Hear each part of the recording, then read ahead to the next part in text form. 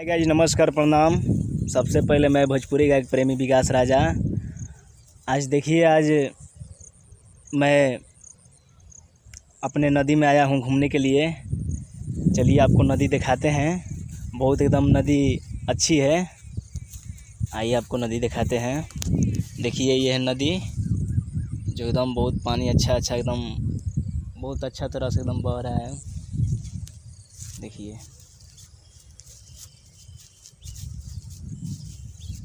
और यही नहीं, आपको मैं अपना जो खेत का बिया डलाया है वो भी आप लोग को दिखाऊंगा। आप लोग को दिखाता हूँ। चलिए आप लोग को दिखाता हूँ। मैं जो मेरे बिया है खेत के लिए, देखिए उसमें पानी नहीं है, पानी सूख चुकी है। आज इसमें हम पॉपी सीड द्वारा आज इसमें पानी करेंगे, पॉपी सीड द्वारा। देखिए आप लोगों को बढ़िया से दिखाते हैं। जो मेरे खेत का बिया जो सूख चुका है, बार बार बारिश का जो मौसम बना रहा है, फिर बार बार निकल जा रहा है।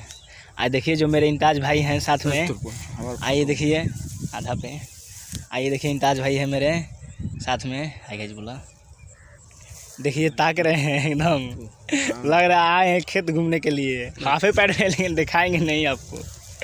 चलिए, और आपसे अगले वीडियो में मिलते हैं। नमस्कार, प्रणाम आप लोग को तहे दिल से, बार बार प्रणाम।